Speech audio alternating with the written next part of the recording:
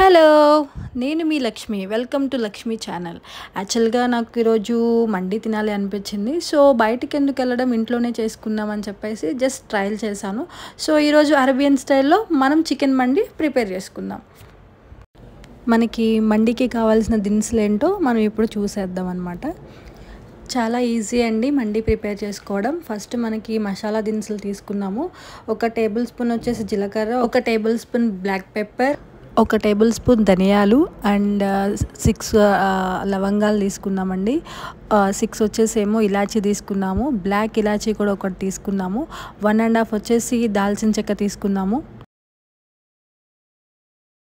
And జాజికాయ వచ్చేసి full కాకుండా హాఫ్ వేయండి, ఎందుకంటే కొంచెం కారంగా ఉంటుంది జాజికాయ. సో, మనం కొంచెం వేసుకుందాం ఇక్కడ.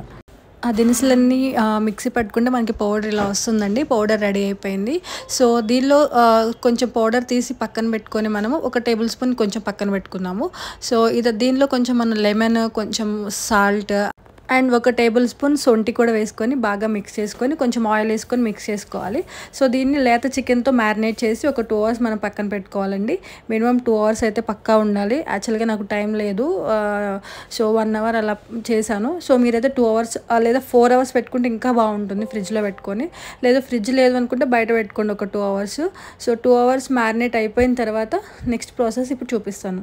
యాక్చువల్గా నేను ఫస్ట్ టైం ట్రై చేస్తున్నాను కాబట్టి నాకు అసలు ఇంట్లో కళాయిలు దొరకలేదండి. మనం ఇలా కుక్కర్లో కూడా చేసుకోవచ్చు, చాలా బాగా వచ్చింది. సో, ఈ కుక్కర్లో ఫస్ట్ మనం 3 గ్లాసెస్ ఆఫ్ వాటర్ పోసుకొని కొంచెం మరిగిన తర్వాత దాని మీద చిల్లీల గిన్నె ఒకటి పెట్టుకొని, ఎందుకంటే ఇప్పుడు మనం చికెన్ని బాయిల్ చేస్తాం, లైక్ స్టీమ్ అవ్వాలి.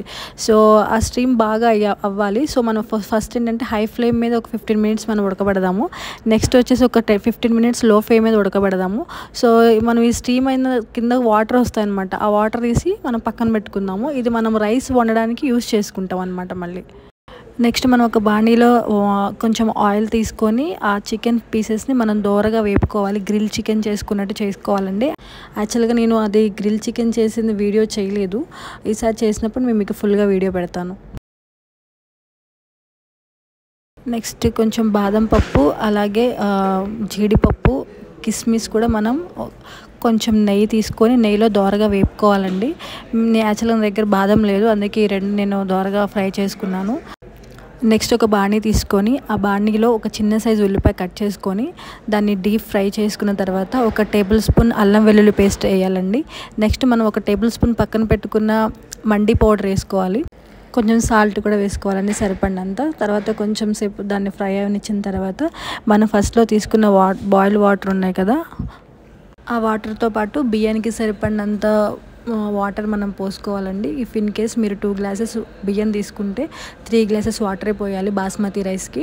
ఆ వాటర్ బాగా మరగనివ్వాలండి. ఆ వాటర్ బాగా మరిగిన తర్వాత మనం ఏదైతే బియ్యం నానబెట్టుకున్నామో మినిమం ఒక 1-2 అవర్స్ అయితే బియ్యాన్ని అయితే నానబెట్టుకోండి. సో, ఆ బియ్యాన్ని మనం మరిగిన వాటర్లో వేసుకోవాలండి. సో, ఆ బియ్యాన్ని బాగా మనము ఉడకనివ్వాలండి.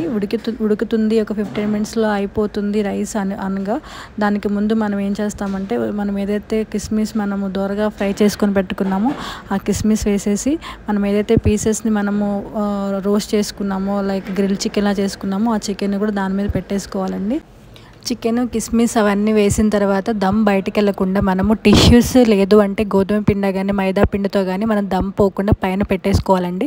యాక్చువల్గా నా దగ్గర మైదా పిండి లేదు, టిష్యూస్ కూడా లేవు. నేను ఒక క్లాత్ వేసాను, యాక్చువల్గా వీడియో తీయలేదు.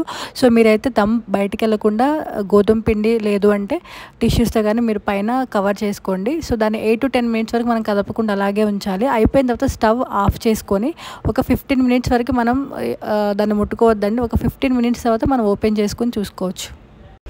ఫైనల్లీ మన అరేబియన్ స్టైల్ మండి రెడీ అయిపోయిందండి. యాక్చువల్గా నేను మండితో సర్వ్కి చికెన్ కర్రీ కూడా ప్రిపేర్ చేసుకున్నాను. సో, ఈ చికెన్ కర్రీ ఎలా ప్రిపేర్ చేయాలి ఏంటి అనేది నెక్స్ట్ వీడియోలో చూపిస్తాను మీకు. Thanks for watching this video. Please like, comment and subscribe.